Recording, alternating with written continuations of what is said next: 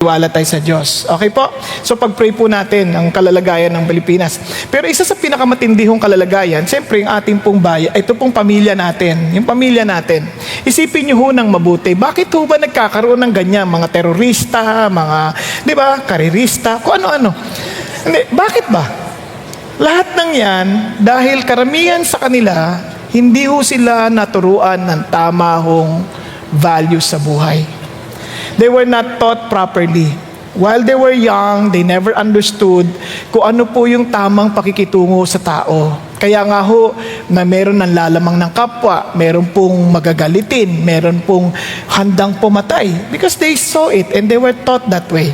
Nakuha po natin, that is the evil that is working in our world.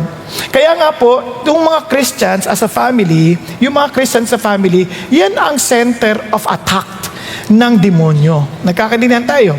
And he set up several minefields. Yun ang ating mga tatalakayin. And you know why this is so important to us as a family here in CCF? Alam nyo ba kung bakit ganun na lamang ang aming pasanin? To really tell our friends, to tell our loved ones, to understand these minefields. Now, pakita ko sa inyo, may papakita ako sa inyong video. Itong video na ito ay masayang pamilya. Pero isipin nyo yung effect because of minefield. Panoorin lang ho na sandali.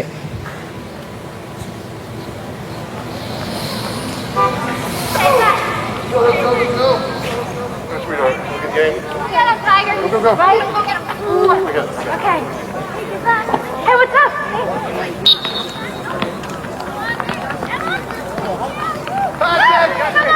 Come on! Go! Good luck! Come on, Stace! Go!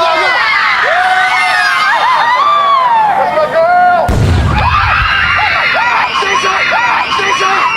Stacy!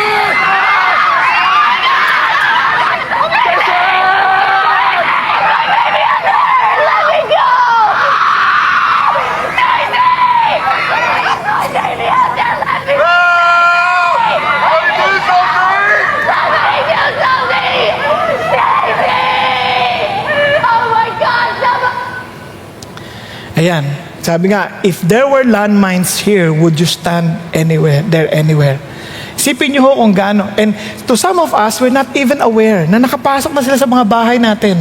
We're not even aware na yung landmines ay nandiyan na. Kaya, ito ho yung mga series na ating gagawin. Okay? We will be dealing with the first minefield. Ulitin ko, minefield. Kaya how ito importante. Itong minefield na ito, tandaan nyo ito ha, Satan will not put the minefield na hindi nyo pupuntahan. He will try to make sure na yung kung saan kayo lagi at importante sa buhay ninyo, doon niya ilalagay yung yung landmines na yan. Kaya kailangan natin makita yung minefield na yon. Kung last week nakita natin how important to have a mission and vision, and in order for us to really achieve that mission, may mga landmines na mga dadaanan tayo, and Satan knew exactly kung saan dapat niya ilagay. And sabi ng Bible, we should not be ignorant of the schemes of Satan. Nagkakaintindihan tayo. So if we are not ignorant, then we should know where he would put these landmines, spiritual landmines. And we need to be prepared. Okay po ba yun? Kaya pakasabi sa katabi mo, be prepared. Be prepared. Kaya kailangan dilat ka dito. Okay? Dahil ka dito. Pero bago ka dumilat ng lubos-lubusan, tayo po yung magsitayo, tayo lang po yung manalangin.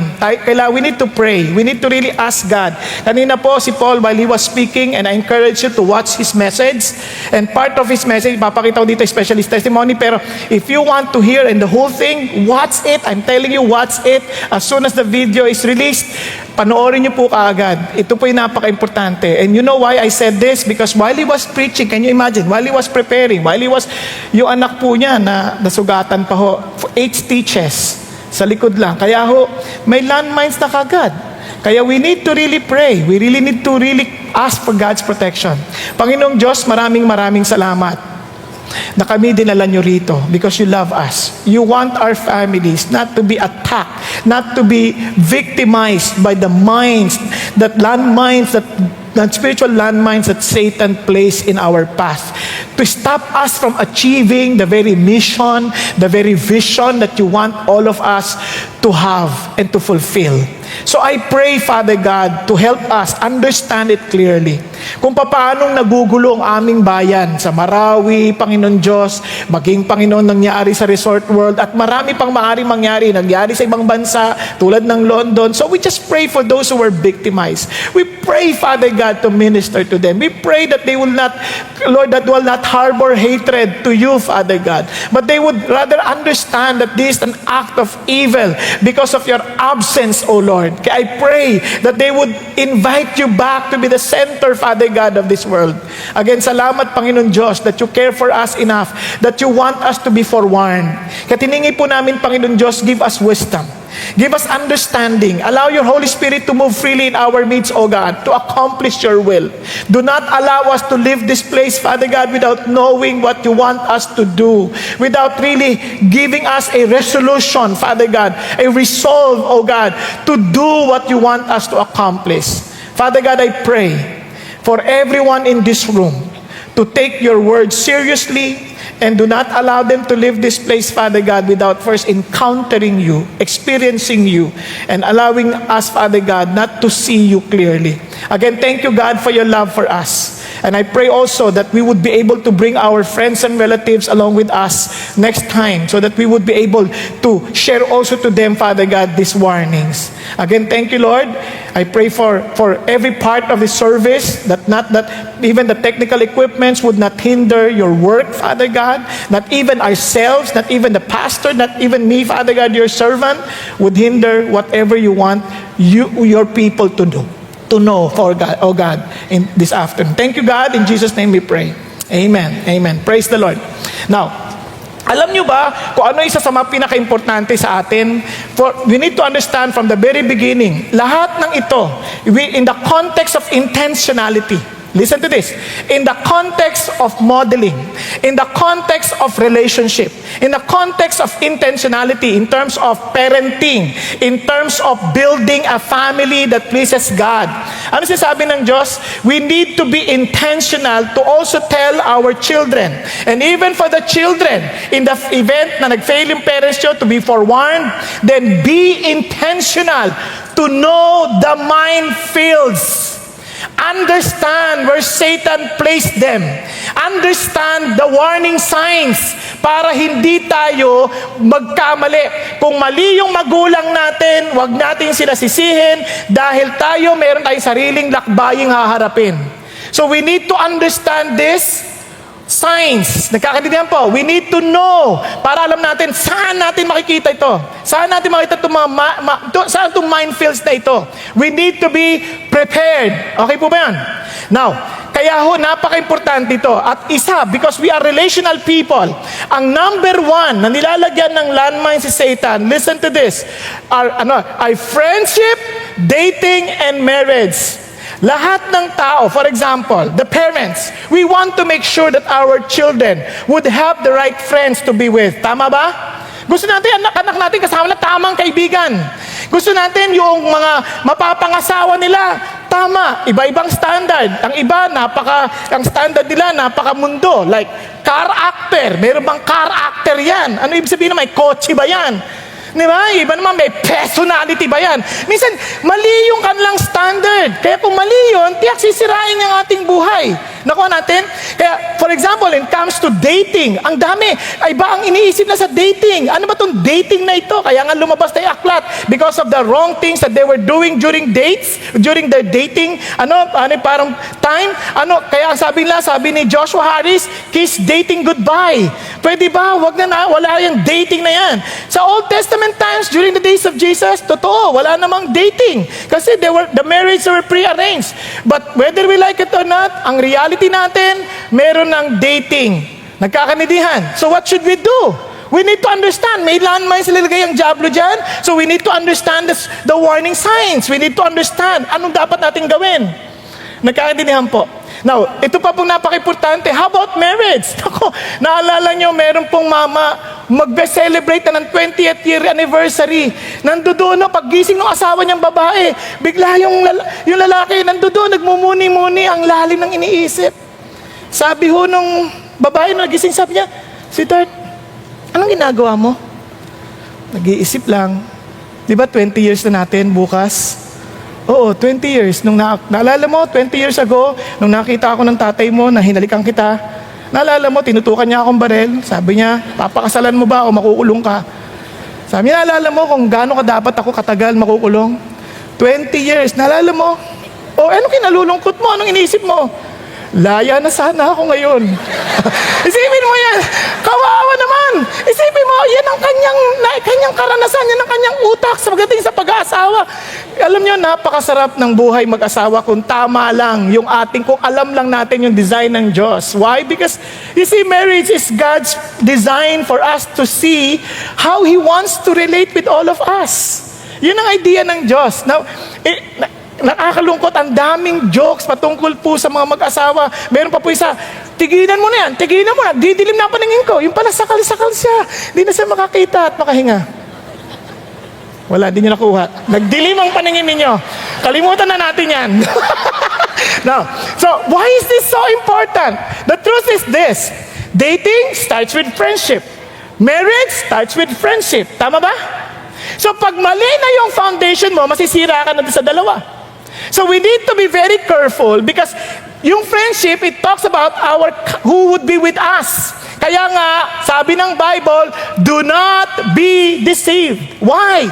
Because in other words, sabi ni Paul, you and I are prone to be deceived. Maloloko tayo. Walang accepted dyan. Pwede kang maloko. Huwag mo sabihin, ang tali-talino mo, hindi ka maloloko. Hindi totoo yan. Maloloko tayong lahat. So we need to be very careful. We need to be very aware. Bakit? Kasi lahat ng tao pwedeng maloko. Nagkakadinig yan? Kaya nga sabi ng Bible, the heart is deceitful. Kaya nga, be very careful. Do not be deceived. At sabi ng Bible, ano pa? Bad company corrupts good morals. Now, this is something very important. Kapag mali na kasama mo, naku, tapos ka. Pwede kang masira. It corrupts your morals. It corrupts good morals. Can you imagine kung gaano ka-importante yung tamang kaibigan? I had read reports, mga bata, teenager, namatay sa drug addiction. Hindi nila gusto yun. Kaya lang, because of peer pressure, because of wrong company, they were dead. Kaya may mga testimonies of parents, sabi, umiiyak, warning their children to the danger of peer pressure. Sa totoo lang, it depends on the kind of pressure they bring to you. Whether we like it or not, may peer pressure. Tama ba? Pero anong klaseng pressure? Kaya kailangan maintindihan mo, pressure palayo sa Diyos o palapit. Dapat naintindihan natin, there's nothing wrong about the pressure. Ang mali lang, kung anong pressure, saan nang gagaling. Tama ba? Nakakadinig tayo. So kailangan importante, kaya sabi niya, bad company. Kasi hindi naman masama ang kaibigan eh. Kaibigan are good. Ang masama, bad company, bad friends. Okay po? Kaya friends are good. Now, most of the people, they enter to friendship, one, because they want to belong. Tama? Number two, there are times that they want to get into friendship because they want to find a partner. Tama ba? Kaya nga, bawat binata't dalaga, yung mga bata, sasabihin nila, Mami, hindi ako mag-aasawa. Promise. Ikaw lang, Daddy. Ganyan, di ba? Nako, pag dumating yan sa pagiging 13 years old, hindi ko naniniwala sa teenager kasi kaya hindi ko binabanggit. Naniniwala ako, dalawa lang yan, children, adults, tapos. Walang, pag 13 ka, nag-adulthood ka na. Young adult ka na. Nagkakadinig na. There's no such thing as teenager. Kalokohan yung teenager, kagagawan lang yan ng modern psychologist. Di ba? Kaya excuse lang yan ng pagiging complacent ng mga bata. Kasi sabi nila, mga bata, hindi pa pwede yan, magtrabaho, kalokohan yan. 5 years old ako, nagtitinda na ako, kaya alam ko how important for us to be a man. Okay ba yan? Nakakadinig yan? So ito na, pagdating ng mga 13 years old, yan na, yung mga daddy, wala akong ibang gusto ko, ikaw lang. Pagdating ng 13 years, marami ng pagpapago. Tawag dyan, physiological changes sa katawan. Mga hormonal, changes sa katawan. Biglang, iba na. Biglang nagkakaroon ng kuryente sa mata. sino siya. Yung dating kalaro niya, nasampalan silang ganyan, biglang naging gwapo. Diba? Tapos yung lalaki naman na wala namang kamukha, yung babae na wala namang kakwenta-kwenta dahil mabaho sa laro, di ba? Pagdating ng 30, wow. Ano nyo? Dahil pagbabago. So naghahanap na sila ng mapapangasawa. They would now pursue marriage. They would now pursue someone to be with them forever. Kaya ang lakas ng benta sa telebisyon. Mga forever na yan. Di ba? Forever loving. Ang lakas niyan sa telebisyon. Pero lahat ng yon puro kasinungalingan. Sinasabi ko sa inyo, kaya sabi lang, walang forever. Now listen to this. Ilan sa inyo may asawa na? Good. Sino yung wala pa? Good. Now listen to this. I have a bad news and a good news at the same time. Gusto niyo? Spouse is not forever. Oh, good news, bad news.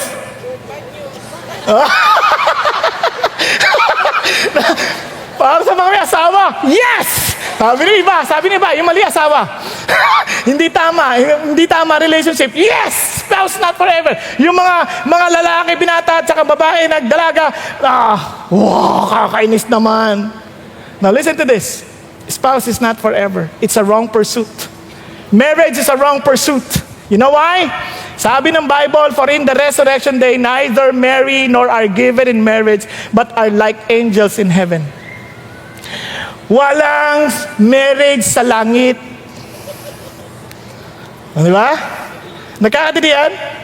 Kaya maling pursuit yon. In other words, don't pursue on anything that is not eternal. Now listen, hindi ko sinasabi huwag kayo mag-asawa. Hindi ko sinasabi yon. What I'm saying is, pursue what has an eternal value. Yun ang i-pursue mo. Ngayon, if marriage is a means for that eternal value, then marriage is good for you. Nakakaintindihan? But not for everybody. May mga tao that are not meant to be married. Paano nyo malalaman? Wala kang asawa. So don't think of marriage yet. Kasi wala ka pa namang asawa.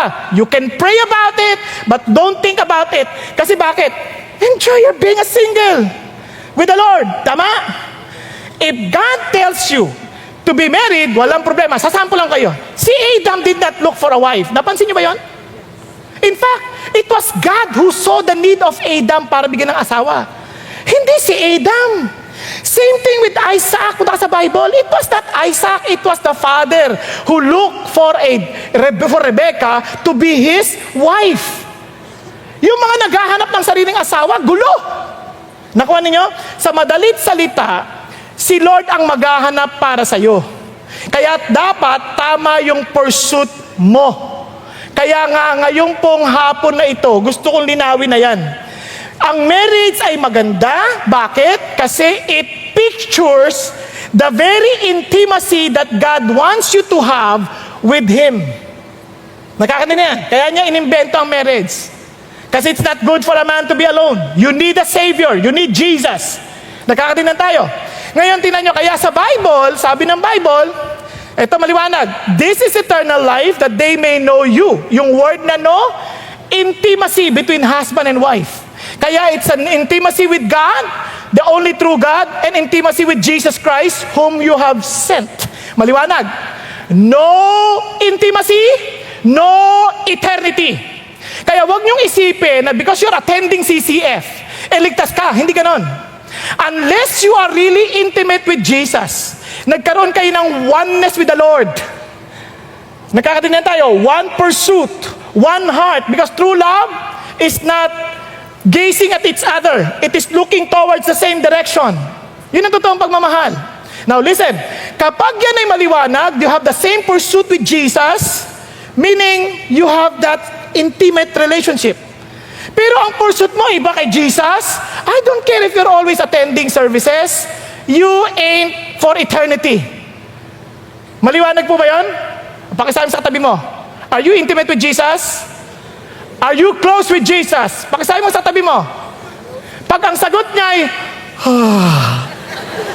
then you need to pray for that person. He's not for eternity. Nagkakaintindihan? Maliwanag po ba? If your children are not sure, then you better make sure. Now, listen to this. Kaya nga, what we are to pursue, ito po ang ating message, in order to avoid the minefield ng friendship na nilagay ni Satan, we need to have a clear pursuit. Linawin mo muna anong hinahanap mo. Don't look for marriage. Let God look for marriage for you. But look for Jesus. So pakisabi sa katabi mo, pursue Jesus. Linawin mo na kaagad yan. Tatapatin ko yan, maraming marriages are failure because they made a wrong pursuit. They wanted to be happy. Ang problema, if the context of your marriage, nasa ibang bansa ka, at ikay nasa asawa mo, nasa Pilipinas, either way, kahit lalaki, babae, mahirap ma-develop ang intimacy. Magkalayo kayo. Kaya habang nalulungkot yon, at may nalulungkot din doon, malaki ang tuksong magsama ang parehong malungkot. Nakuha niya? Kasi misery loves company. I'm not giving you an excuse, but I'm telling you the reality. Nagkakaintindihan? Kaya nga, napaka-importante, if you are not pursuing Jesus, itong amazing. If you're both Christians, napansin nyo, if you're both pursuing Jesus, kahit magkalayo kayo, as if you are connected. You're connected in prayer, you're connected in your pursuit, you're connected. Kaya nga, pursue Jesus. Now, in order for us to pursue Jesus, itong huwag niyo kakalimutan. Listen to this. Listen, everybody. It's better to be alone than to bring the devil along. Ulitin ko ha. It's better to be alone than to bring the devil along. In other words, pag mali ang kasama mo, it's not based on what God wants you to have. Ang ka-holding hands mo, demonyo. Hindi ako ibibiro. Pati yung marami nag-asawa ganyan. Naalala ko yung mama, nandun siya sa simbahan.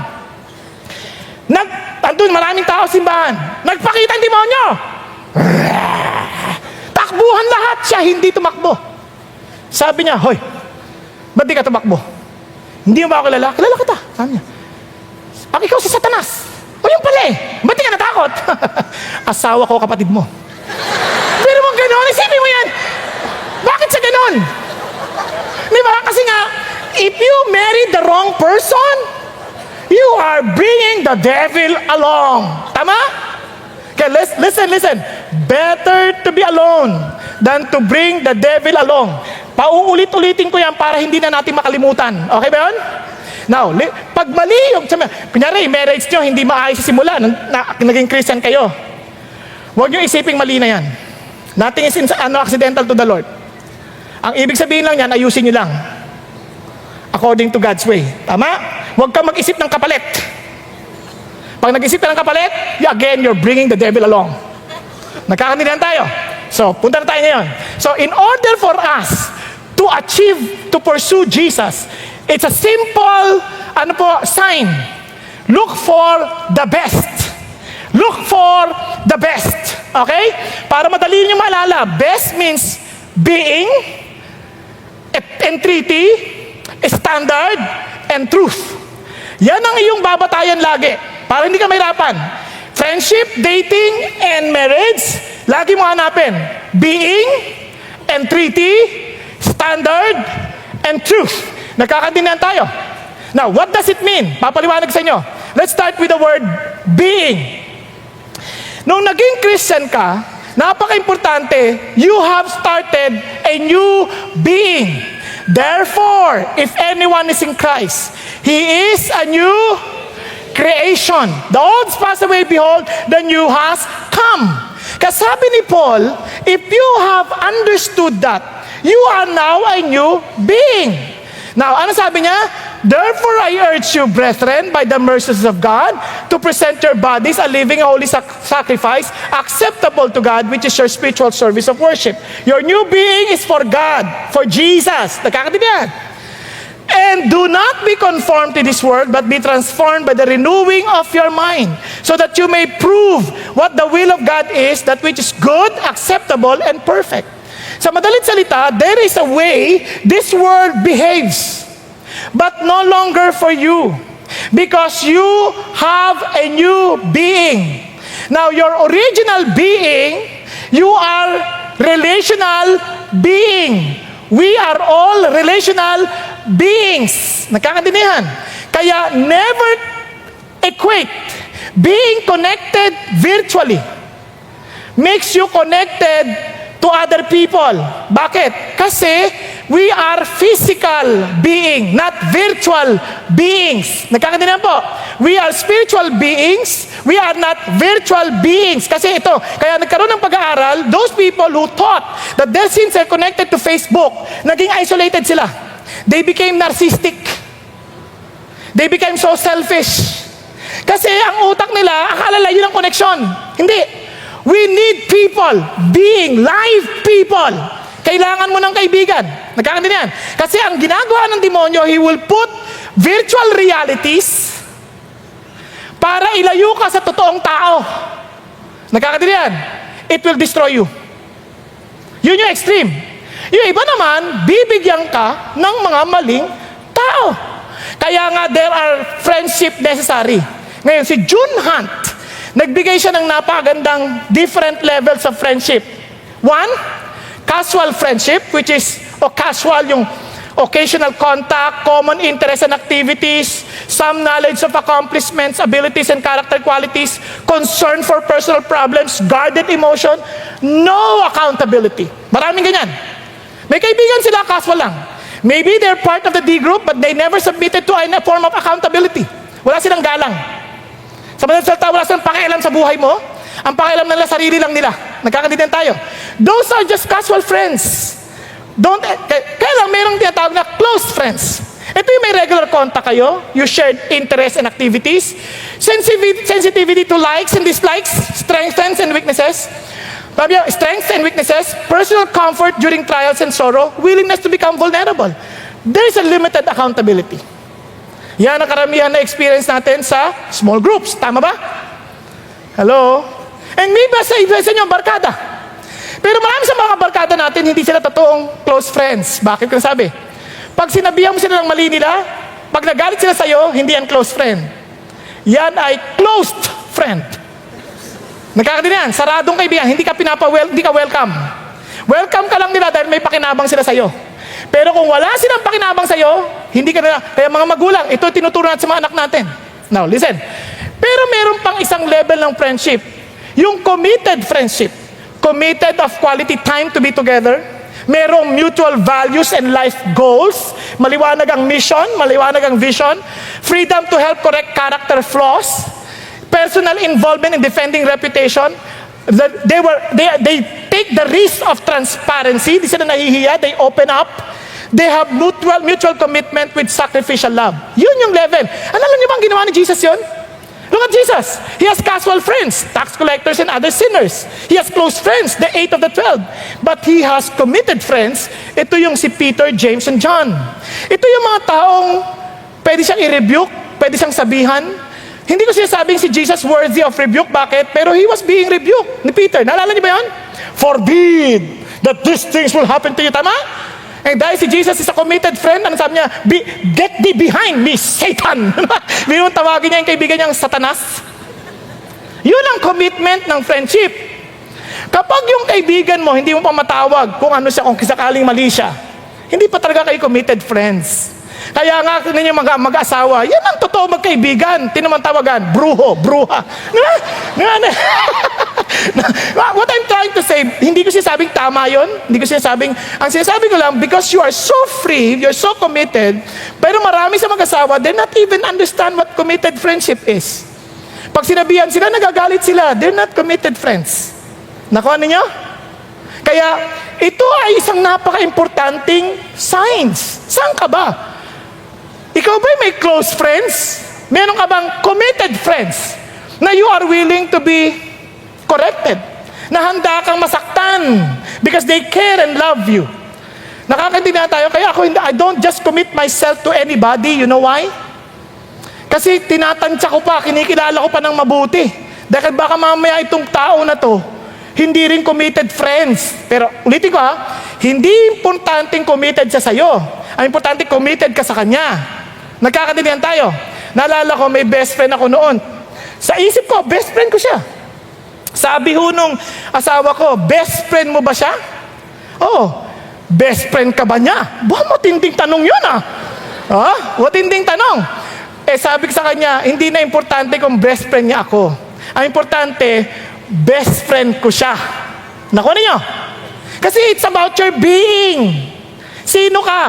Kilala mo ba kung sino ka? It's not about them, it's about you. Kasi nga, pipili ka ng kaibigan based on who you are. Tama ba? Ngayon, ano sabi? True enough, that guy betrayed me. That guy destroyed my name. Pero walang problema. Bakit? Hindi ako nawalan ng kaibigan. Bakit ko nasabi? Nawalan ako ng huwad na kaibigan. Sino lugi? Siya. Dahil nawalan siya ng totoong kaibigan. Okay ba yan? Pakisabi sa tabi mo, maging totoo kang kaibigan. Now, let that be your being. Okay? Let that be your being. Yan ang being ni Jesus. Now, listen to this. Don't be with someone dahil nalulungkot ka. Maraming taong ganyan. Nalulungkot ako, gusto ko maging kaibigan. Tandaan nyo, ang malungkot, naghahanap ng malungkot. Ano yung resulta? Lungkot plus lungkot. Lungkot na lungkot. Now, tandaan nyo to. Kaya marami nag-aasawa dahil malungkot sila. Kalokohan yan. Huwag mong gagawin yan. That's a minefield. Landmine yan. Don't enter into any relationship. Mapakaibigan yan, mapakasawa yan, mapadating yan, dahil malungkot ka. Labas tayo, naiinis ako, nalulungkot ako. Tapos ka, re-raping ka niyan. Nakuha niyo yung sabihin? Kasi they will take advantage of you. What I'm saying is, I'm not saying literally raping you, but they will take advantage of you kasi vulnerable ka eh. Kaya nga, lungkot at lungkot pag mong pagsasamahin. Lalong-lalo na kung yung sad at mad pinagsama mo. Because sadness to the point of madness ang aabutin mo. Nagkahanan nyo? Nagkakaningan tayo. Kasi maraming tao sasama. Dahil malungkot sila, sasama sa loko-loko. Huwag mong gagawin yan. Bakit? Dadaling ka sa kalokohan yan. Kaya itong sinasabi ko sa atin. Kaya this is a principle. Who are you as a person? Now listen to this. If you receive Jesus Christ into your heart, you are a child of God. Can you imagine? God gave you that right. You are a child of God. Don't just join anybody. Kung ikaw ay anak ng presidente, may limitasyon ka. You cannot just be with everybody. People might destroy you and the whole country. The same manner, now that you belong to Jesus, meron ka nang dapat na intindihan na hindi lahat ng kaibigan na committed friends, committed friends. They can be a casual friend so that you can share the gospel to them, but never to be a close or committed friends. Nakakaintindihan ba tayo? Hello? Kaya maintindihan ninyo, malalaman nyo pagka kung yung kasama nyo kaibigan talaga kaibigan para sa Lord. Alam mo bakit? Kung pareho kayo ng being. Ang laging pag-iisipan niyan, paano i-please si God. Kasi intimate siya kay God, intimate kayo kay God, pareho kayong being. Yun ang pag-uusapan ninyo. Napansin niyo ba yung mga kaibigan na totoo? Ang mga pinag-uusapan, mga ideas on how to get close to God, how to get close to Jesus, ideas on how to be a contribution. Pero ang mga mabababang tao, yung being na wala, patapon, ano sila nag-uusapan? Pinag-uusapan ng ibang tao. Alam mo si ano, yung kapi, grabe yan. Di ba? Kahit sa service, ang mga taong alam nila si Jesus ang kanilang being a child of God, they want to know more of their fathers. They want to know more of their Lord. Tama? Pero ano, yung mga hindi, ano pinag-usapan? Tinan mo siya, natutulog na siya, tinan mo, ganyan. Ang nakikita nila yung mali ng ibang tao, hindi na nakita sarili. Kaya malalaman mo kagad yung mga taong wala, yung mali yung being, siko ng siko sa iba. Hindi dinidibdiban ng sarili. Parang, wow, grabe, hindi, para sa'yo yan. Diba? Yung iba nga ganito pa makinig sayang, wala siya dito. Palagay mo, alam ni Lord yon? Oo, kaya para sa'yo to. Nakuha niyo? Yun ang sinasabi ni God. Understand your being. You know, what God wants us is to pursue Jesus by delighting ourselves in the Lord. And look at this. Everybody wants somehow to be happy in life, but we don't know how. And look at what Jesus said. He will give you the desires of your heart. Nagkakaintindihan? Pakisabi mo sa katabi mo, pursue Jesus. Are you really a child of God? Have you received Jesus in your heart? Kapag hindi yan ang being mo, I'm telling you, you will always look for someone to satisfy you instead of you being a blessing to somebody else. Kaya hindi ka makahanap ng totoong kaibigan kasi hindi ka totoong kaibigan. Yun ang idea. But if you are a true friend, hindi na issue kung yung mga kaibigan lalapit sa'yo, true or not. In fact, Jesus Christ, look at the tree. They left Him except for John. Every one of them left Jesus except for John. Naalala nyo? Whom Jesus loves. And that is the very first confession of John, whom Jesus loves. Hindi naman si God nagsabi, siya very confident siya of the love of Jesus because he is very committed to Jesus. You will know that God loves you if you are a committed friend of Jesus. Nagkakaintindihan? Hello? Andyan pa kayo? Parang malungkot na kayo Okay, so, what is your being? Now, understand your being. Now, if you know your being, look at this. You know also whom to commit yourself. Sabi ng Bible, do not be yoked together with unbelievers. For what do righteousness and wickedness have in common? Or what fellowship can light and have with darkness? Ang linaw na kagad. Sinasabi na kagad ng Lord kung ano yung mga sasamahan mo. So, ulitin ko, you can have casual friends, walang problema, anybody, para makapag-share ka ng gospel. Tama ba? But to a close and committed friends, ano sabi ng Lord? Do not equally yoke with unbelievers. Huwag kang sasama na hindi kayo pareho ng pursuit. Tama? Hello? Tingnan nyo na lang sa eskwelahan. Yung mga scholars, sila rin nagsasama-sama. Napansin nyo ba yun? Alam ko kasi kasama ko. Hindi. No.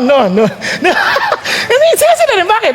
Kasi nga, minsan, gusto nila lahat mag-top. Pero alam nyo, most of them, hindi sila committed to one another. You know why?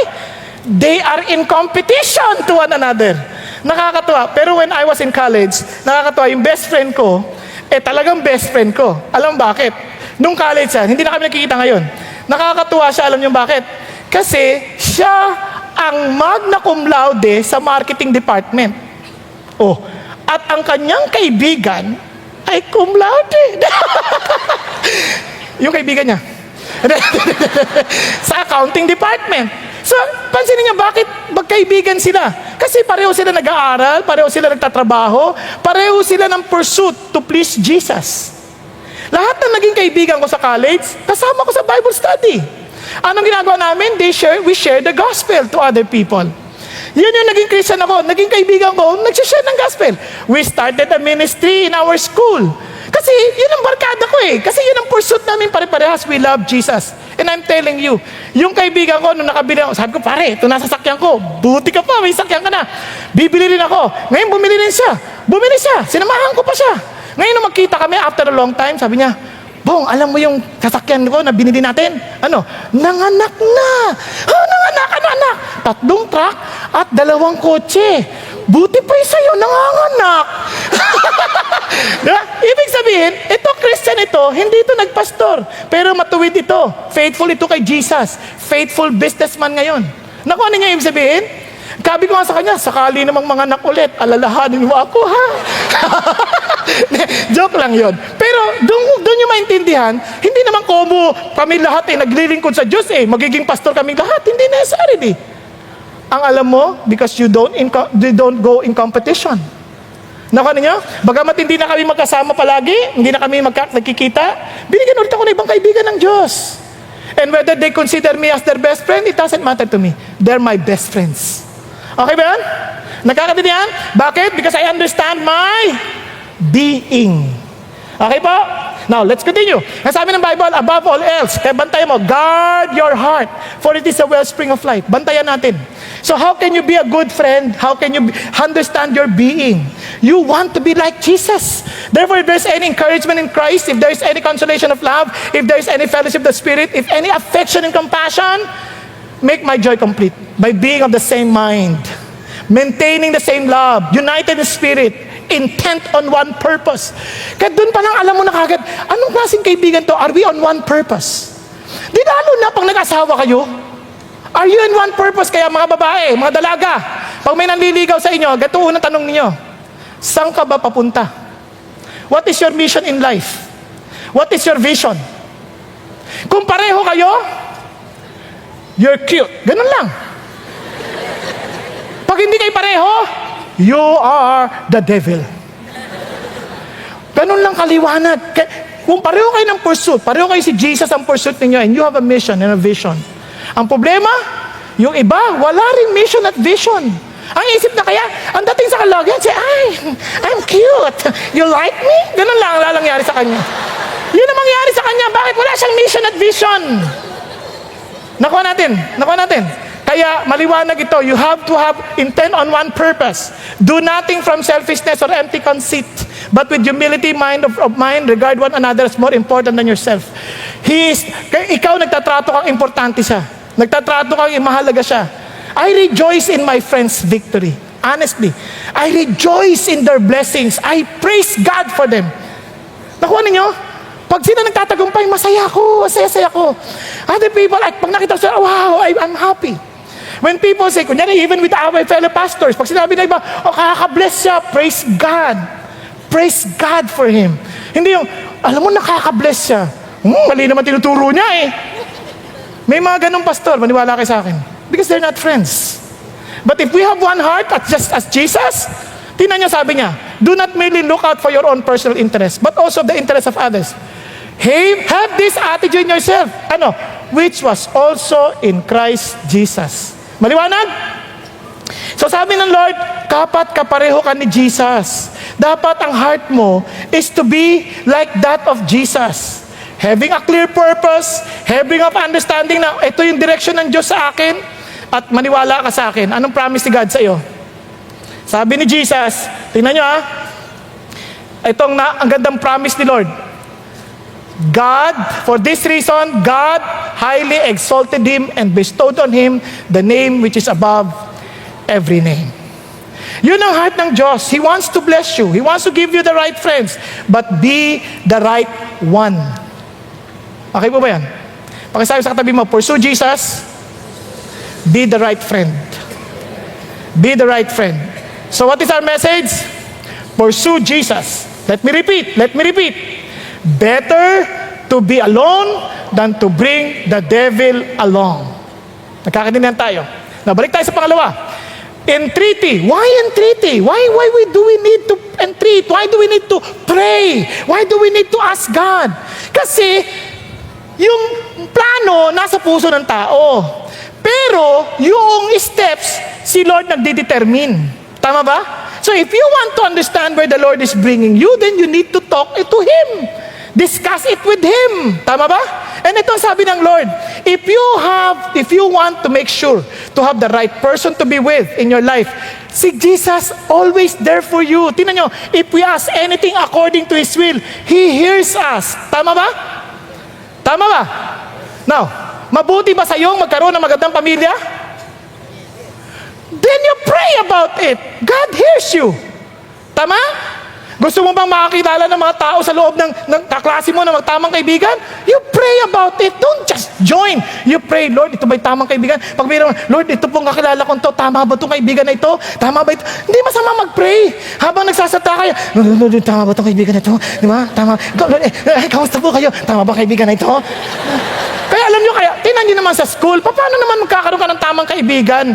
Acquaintance party, ang dilim-dilim. Tapos yung ilaw, pag ganun-ganun, nagsasayapak, ilakas ang sound. Ano nga pangalan mo? Ako siya na! Ano sexo ka? Paano kayo magkakilalanan?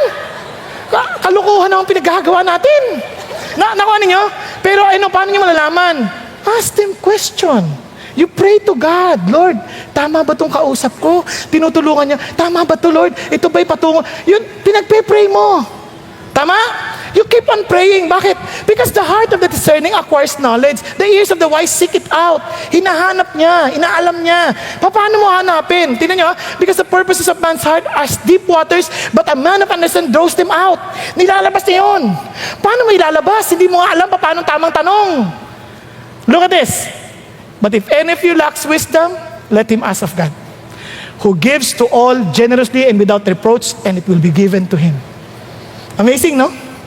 You pray. Pag-pray mo, alam mo, magugulat kayo pati sa D-group, pinagpe-pray. Lord, kanina D-group niyo ako dadalhin.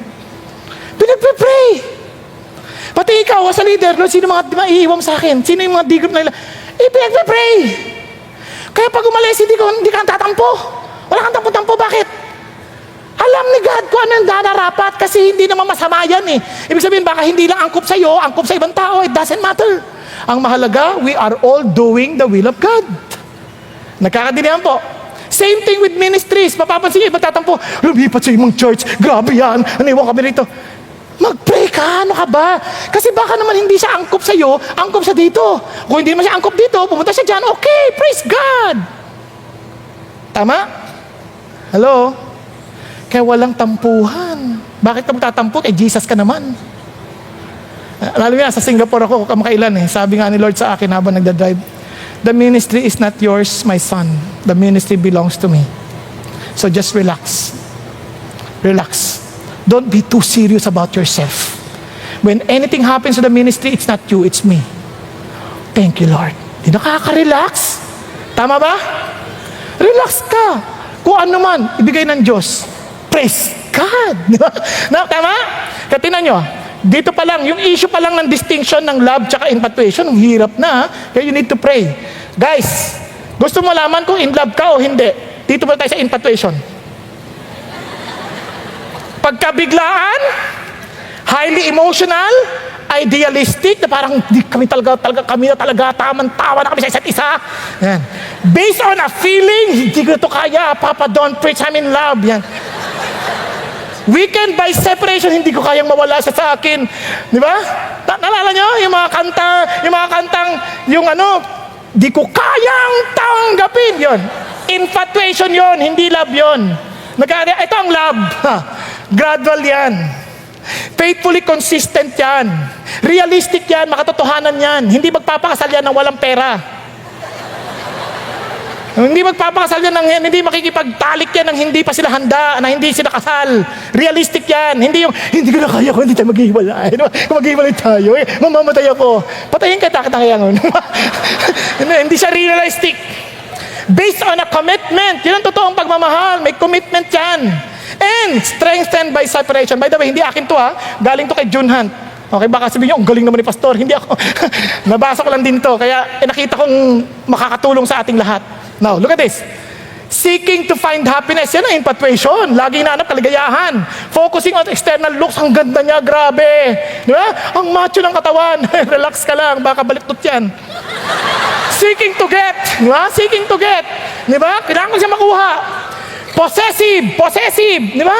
Parang nasan ka na? Ba't hindi ka pa gusto niya parang sigurado siya lang. Masin ba yan?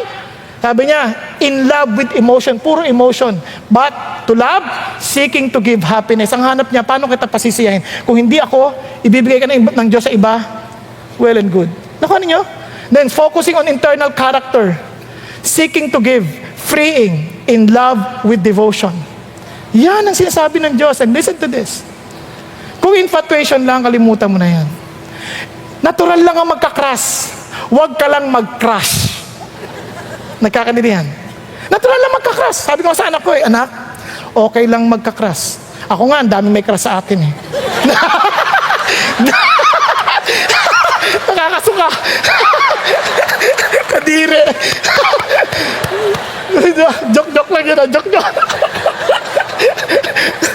Bakit hindi kayo makatulog? Ano kanya yung sabihin? Ganun talaga Pero, huwag ka lang mag-crush. Ibig sabihin, huwag ka magpadala sa emotion mo. Natural sa tao yan. Huwag ka lang magpadala sa emotion mo. Kasi ang totoo niyan, pinag-iisipan niyan. Tingnan yung Panginoon, love God with all of your heart, mind. So, hindi yan para heart lang. May mind yan, pinag-iisipan niya. Kaya kung ating pananampalataya, hindi ito pananampalataya dahil emotion lang. Itong pinaka-logical, ito ang mapapag-aralan mo, historical, yung pinaka-reliable in terms of yung evidences. Hindi na ba? Hindi ito parang, wow, I feel that God is real. Pati demonyo may feelings, trust me. Nakuha niyo, ha? Kaya ingat. Kaya, itong napakaganda. Listen to this. When you pray, my God will meet all your needs. Emotional, mental, physical, according to His glorious riches in Christ Jesus. Nagkakaintindihan po. Now, let me just call my daughter. May daughter din ako. to share with us yung kanya experience sa journey niya on friendship. No? Siya po ay graduating na sa UP ng Civil Engineering.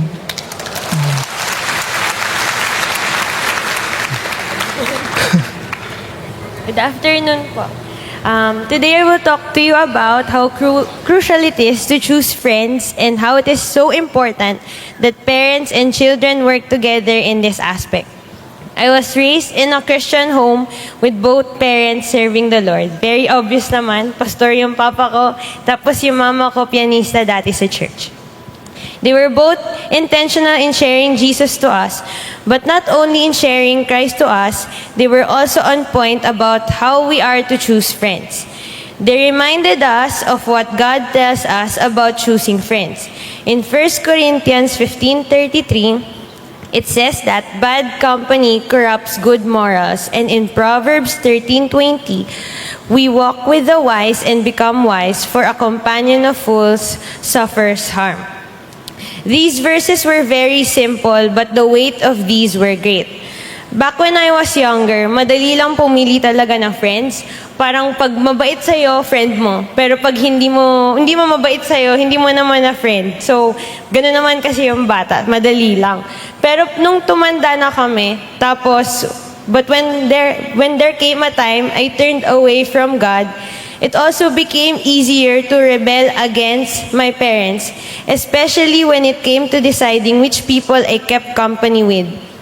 For a time, I chose friends which I knew my parents would disapprove of. And when I told them about my friends, I heard what I already knew they'd tell me. They did not like my friends. My friends, during that time, didn't seem too bad at all. But the truth is, they were bad for me. The things they practiced were not the things modeled at our home. These friends of mine had vices which my parents never had. They also cursed, which my parents never did. And when they talked about the future, they would tell you, chill lang, pagtanda ko, upo-upo lang ako. Tapos hahanap ako ng pera. I thought, since I am a Christian, I won't be like them since I don't really do what they do. But their company did affect me in a different way. It is true that for every decision we make, there would be consequences. And here are some I experienced when I chose not to honor the standards my parents set in choosing friends.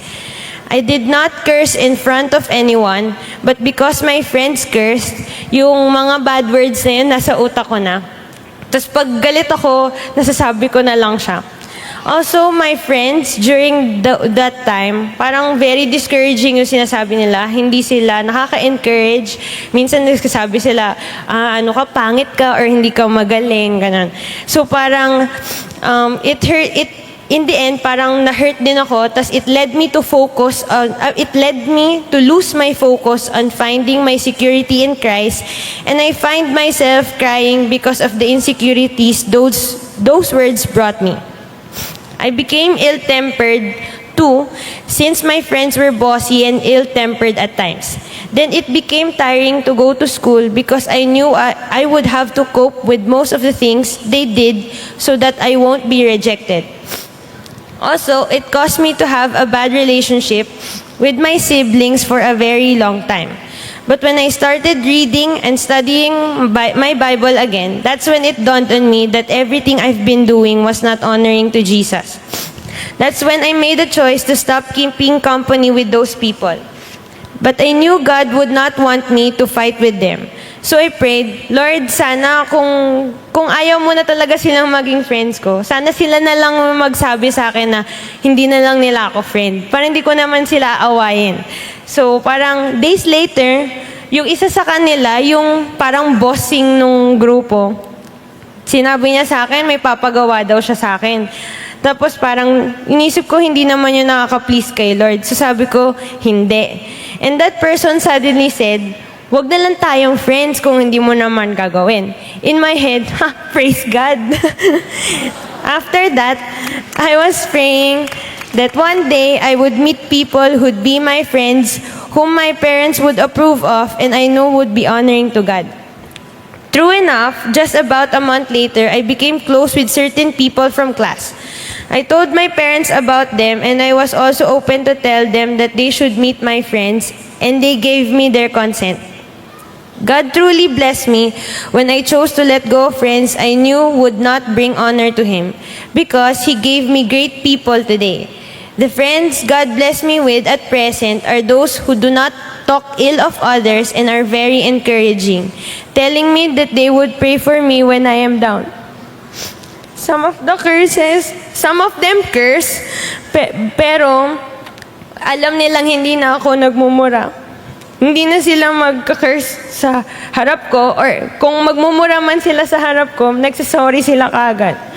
Also, these friends of mine don't have vices, and they would not mock me when I ask my parents for permission pag aalis, ganyan. Tapos when I share God's word to them, they are very open to listen, and they allow me to pray for them. These friends of mine also made it a point to prioritize our studies. We studied for exams together, ginagawa namin yung homework magkakasama, projects. Tapos, ngayon, nag-apply kami for a review center for board exams together. And aiming na sana lahat kami pasok sa top 10 ng civil engineering board exam. Civil engineering is very difficult. And I know, kung hindi dinala ni Lord sa akin yung mga kaibigan ko ngayon, baka delayed na siguro ako. Today, I am just waiting for my grades and continually praying that I would graduate this coming June. But it is all by God's grace that I had made friends according to His standards, which He relayed to me through my parents. To God be all the glory. Praise God. Tawagin ko lang po yung kanyang D-group leader. Andito po siya, si Orfel.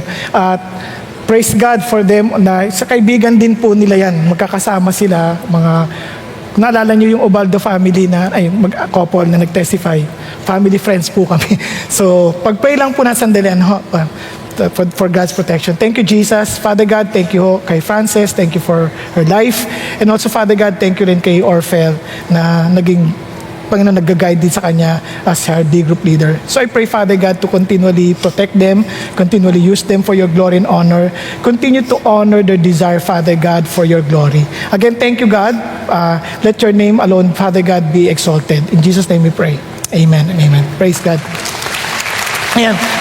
Sa totoo lang, if I would be asked again, nagkamali ako, nagkamali ako when sinabi niya sa akin yung mga friends and niya, sa halip na welcome ko sila at sharean ko sila ng gospel, mali yung aking reaction. Bago ko natutunan ko ito kay Pastor Peter na dapat, relax ka lang, huwag ka masyadong, kasi parang, hindi mabuting, huwag kayo, ingat ka dyan. Ganyan.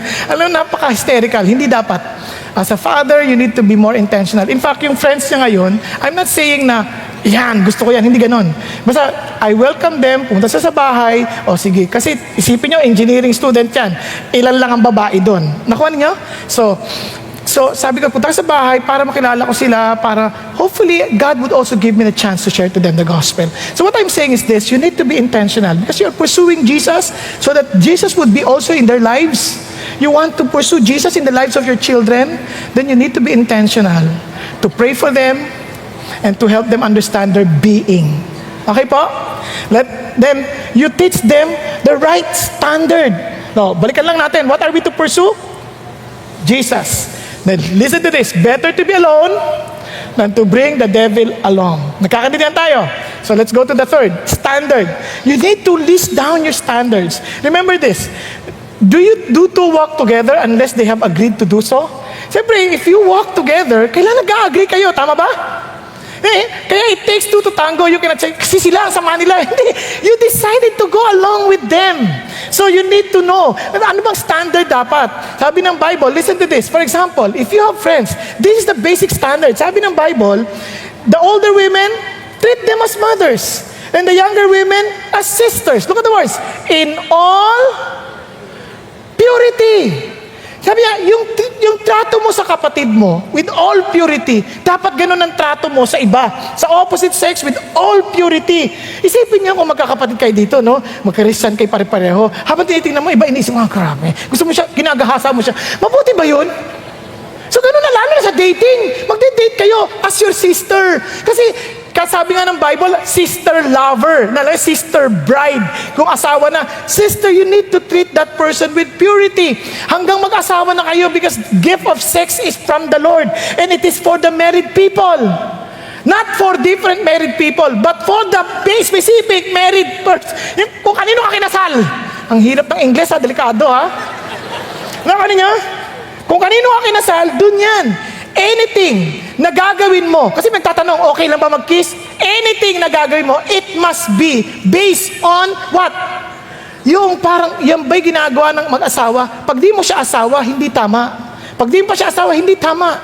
May iba, may mga standard pa. Basta kiss, okay, wag lang French kiss. Mapa, French fries yan o ano man. Pero kung ang utak mo, it's not pure, hindi yan tama. Kasi ang dapat, purity in the Lord. Tama? Nagkakaintindihan? So look at this. Papakita ko naman sa inyo yung testimony ni Paul kanina umaga. I want to show you this. Anong klaseng standard? Sorry mag-extend ako konti Okay lang? Lagi naman So ito na po si Paul. I praise God for my parents. At a young age, they told me, don't have a girlfriend in high school. And it's the grace of God that enabled me to follow that. You see, in high school, there was a very beautiful girl in high school already. Can you find her? Can you find her in the picture? Where is Jenny? Jenny's there. See her? Now where am I? Right behind her. In high school. Jenny was, for me, the best cheerleader. I was so attracted to Jenny. But because my dad told me, don't have a girlfriend in high school. It's the same thing that Solomon is telling us. Don't awaken love until it's the right time. God protected me from heartbreak, because Jenny went back to Canada after high school. I stayed in the Philippines. Think of how much I would have fallen in love with Jenny. I would have fallen deeply in love with Jenny if I would have told Jenny, you're a nice girl, I like you. Do you like me? Right? And started that conversation. So you need to teach your children to guard their heart. Here's my list, okay? I wanted a woman that would love God more than she would love me. When I say love God, a Christ-committed follower. I wanted a woman that would love and care for others. And yes, I wanted to marry a beautiful woman, a woman beautiful to me. Intelligent, good sense of humor, athletic, etc., etc. Do you have your list in your mind already? Do you have it? Your non-negotiables? What do you think here is the non-negotiable? 1 and 2. That's it. That's a non-negotiable. Everything else? Sometimes you and I have so much lists. Guess what? That person doesn't exist. Wala yan dito. Doesn't exist. And how do you know what's best for you? Are you God? You have such a long list, it's like you know exactly what you need. How do you know that's what you need? Keep your list short. But have conviction. I will marry a person that loves God, is committed to Jesus, a Christ-committed follower. And the rest, it can give people a chance. This is a picture of Jenny and I graduating in high school back in 1996. Some of you weren't born yet. I hate saying that. This is a picture of the first time I told Jenny I love her. It's the same time I asked her to marry me. Love is such a big word. I feel I wanted to say it when I could really, truly love her forever. And this was in Pensacola. I wrote in the sand, I love you. And this is January 4, 2003. Yes. Diba? Ang ganda, no? May standard na siya. Unless he follow the parents, Sabi niya, huwag ka girlfriend, boyfriend habang nag-aaral ka pa. Nagkakaninaan? Siyempre, hindi pwede mag-boyfriend. Lalaki siya. Girlfriend, sabi niya, don't enter into a relationship dahil napaka-importante yun. Kaya ito, I'll just give you a basic standard. Love God more than you. Importante yan. He must love God more than He loves you. Okay po? Then He loves and cares for other people. And Christ committed followers. Marami, I love God, pero hindi sila committed follower of Jesus. Ingatan mo yun. You need to understand this. The rest, it's up to you kung ano bang mga standard na gusto mo. Gusto mo na gwapo? Sorry. Give it, wala na. Sorry. Hindi na ako available. Pero, joke lang! No, ito ang dapat nyo maintindihan. It's okay na magkaroon ka ng crush. Okay lang yon. Okay? Hindi mo mapipigilan yan. It's natural. But do not allow your crush to crush you. Okay? Wag kang papayag. Sabi niya, okay lang magka-crush. Normal lang yan, nagkaka-crush. Alam ko yan, ang daming may crush sa akin noon. Joke lang. erase. But you need to have that standard. Again, listen to this. Ang standard mo, if He loves the Lord, He will treat you with purity. For example, older women as mothers, younger women as sisters in all purity. Yan ang trato sa'yo. When you date, when you patratuin ka sister, natatanong siya, okay lang bang i-kiss? Tanong yung sarili mo, anong klaseng kiss? Kiss na parang ang sister. Kasi with purity. Wala na yung tatanungin pa sa akin, ano ba yung French kiss ba yan? Kahit French fries pa yan. Ang issue, if you do anything that is not something pure, if you do it to your sister, then you know. Kasi, paano yun? Diba? Hindi mo pa siya asawa. Pag asawa mo na siya, ang tawag yan, sister bride. Tama? So, yung sex is a gift from God. But it is only for the couple who are already married to each other. Diba? Hindi married to another, but married to each other. Okay? Kaya napaka-importante yun. Now, kaya nga kasi bakit ang calling natin? We are not called sexual immorality. That each of you should learn to control his own body in a way that is holy and honorable, not passionate, just like heathen who do not know God. If you know God, you will not be like them. Now, bigyan ko lang tayo ng sample sa Bible. Mabilis na to. Halimbawa, anong klaseng tao? In Ruth, if you read Ruth, you will be surprised. Si Boaz, ito ang admirable man. Financially responsible, strong in leadership, protective, focused in character, generous.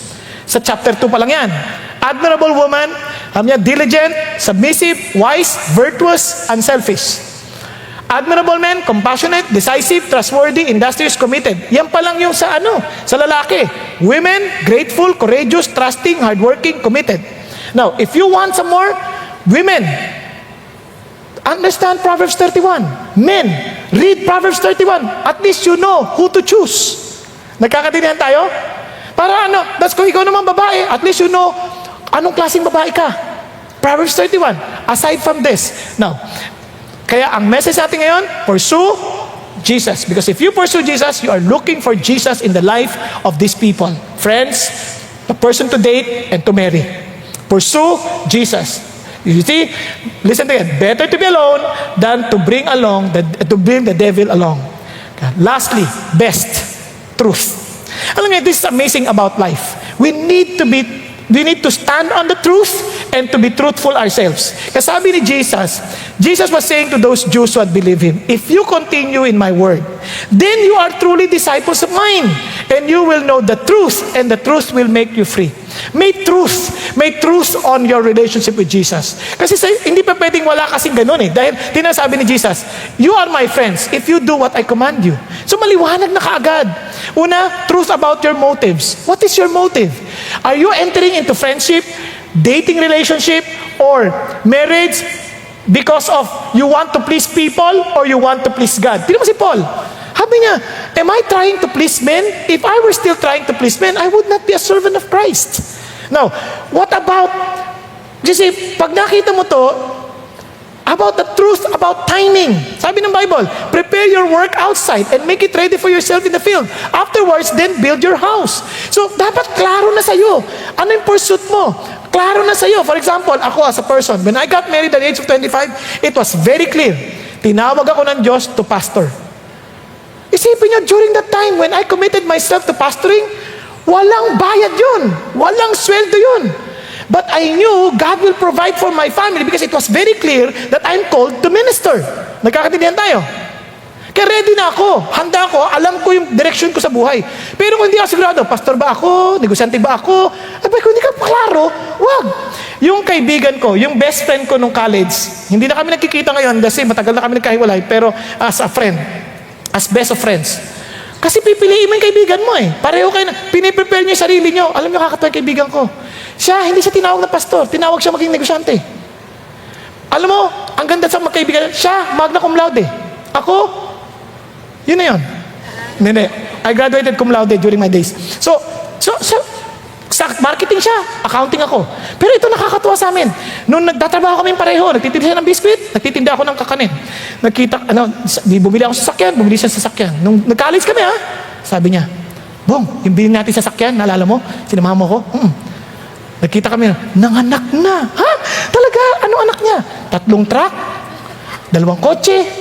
Grabe yung sasakyan mo nanganganak ka. Yung akin, okay naman, nagpapalit lang siya. Hindi siya nanganganak. Sabi niya, pag nanganak naman, bigyan mo ko Pero biro lang po yan. Pero alam niyo nakakatuwa, but he's a faithful follower of Jesus. We are all sharing the gospel together. In fact, yung mga naging kabarkada namin, we started our own ministry in our school. Bakit? Kasi klaro yon. Kaya if you want to get married, before getting married, prepare yourself first. Sino ka ba talaga? Saan ka papunta? Anong gusto mong mayari sa buhay mo? Diba kung naniligaw sa'yo, walang trabaho, hindi niya alam kung sino siya, kung ano gagawin niya sa buhay. Tapos sabi niya, I love you. Bibigyan kita ng magandang buhay. Paano? Sino ka ba talaga? Ano ba po direction mo sa buhay? Wala. Basta, I love you. Tigilan mo ako. Nakuha niyo yung sabihin? That's the truth about timing. May timing sa lahat na bagay. Tingnan nyo the prudent see danger and take refuge, but the simple keep going and suffer for it. Akala natin kasi mababago natin ibang tao eh. Ngayon, naninigarilyo ganyan. Ayoko nung naninigarilyo. Hindi na. Para sa iyo. Tigilan, hindi totoo yan. Pag asawa mo na yan, ayan, naninigarilyo ka na. Tumigil ka na, upakan kita dyan eh. Nangengailam ka. Ano ko na yung sabihin? Huwag ka magpapaniwala doon. Iinom. O last na to, hindi na ako inom. Para sa'yo, tigilan mo ako, lasinggero talaga yan. So if you see danger, hide, run away. Di ba? Huwag ka magpatuloy. Now, tingnan niyo po sample lang. Love is not self-seeking. Yan bang kasama mo, self-seeking ba yan? Lagi sarili iniisip? Kahit mapababae yan, lalaki yan, makasarili ba yan? Huwag ka maging bulag. Be truthful. Sabi niya, do not make friends with a hot-tempered man. Do not associate with one easily angered. Makikita mo naman kung madaling magalit eh. Sabi niya, alam mo, mahal na mahal kita, iingatan kita, biglang tatalsikan ng tubig. Ay! Babatuhin. Paano maingatan? Kung barilin yan, dito matatamay ka pa? Nakuha ninyo? Kaya, open your mind, be truthful. Now look at this. He will die for lack of discipline, led astray by his own great folly. Baka naman tamad yan, walang disiplina yan. Nagigising, hindi nagigising, tanghali na magising. Gusto mo bang ganung asawa? Hello? So be open, be truthful. Now, what I want you to do is this. I pray that you will not just enjoy the message or listen to it. Ito, I want you to understand something. I want you to do something. Make sure you know who you are. Because not knowing who you are makes you unprepared for right friendship, right dating, and right marriage. Alam niyo bakit? You know someone who understands his being. Hindi niya kailangan bantayan. Ang taong doing lang, nag-aantay na magbabantay at magagalit. Kaya nagtatago. A person who understands his being, with or without somebody looking at him, he will do what is right. Nagkakaintindihan tayo.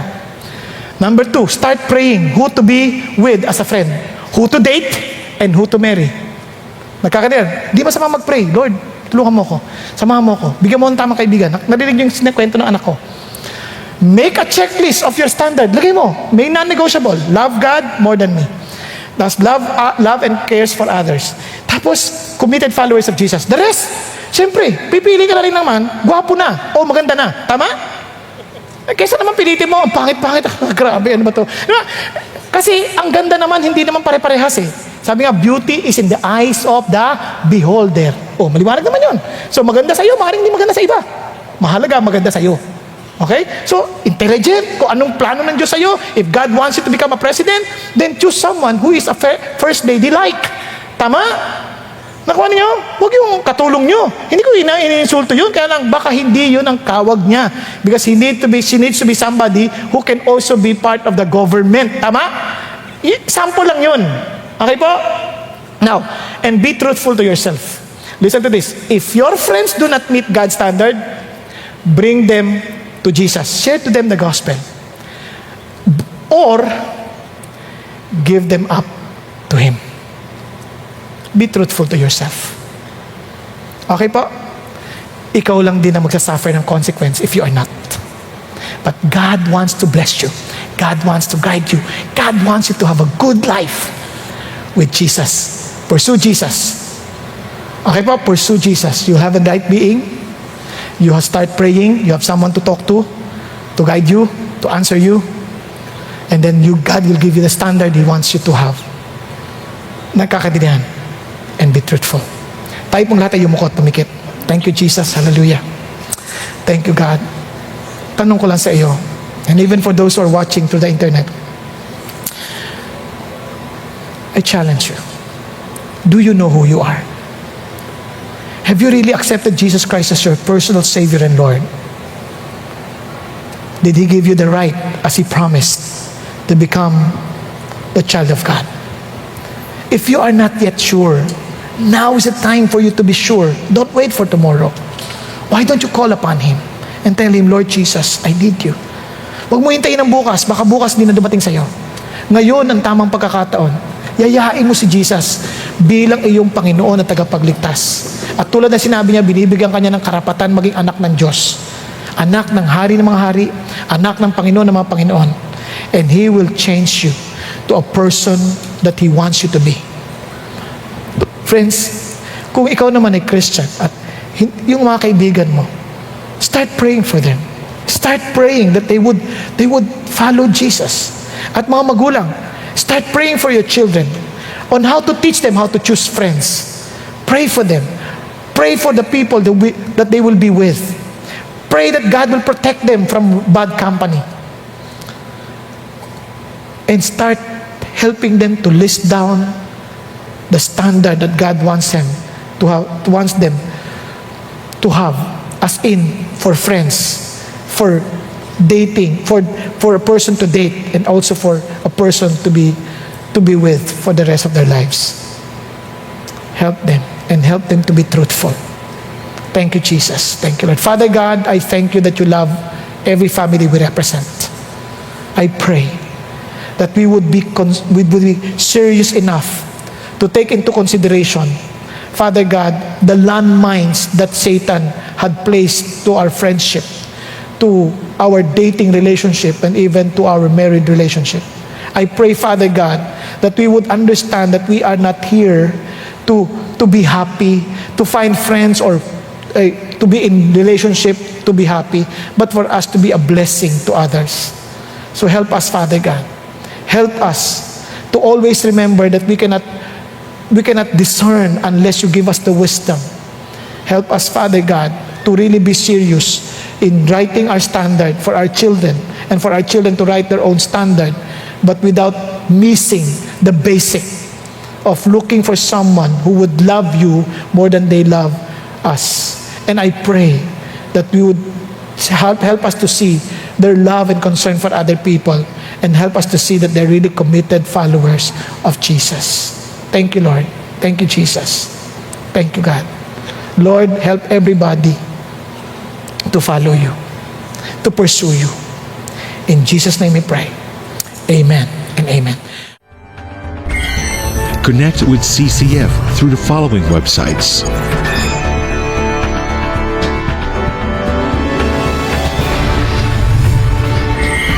Jumpstart your spiritual journey by joining a small group.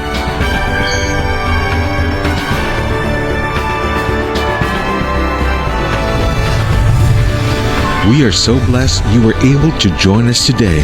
God bless and see you next time.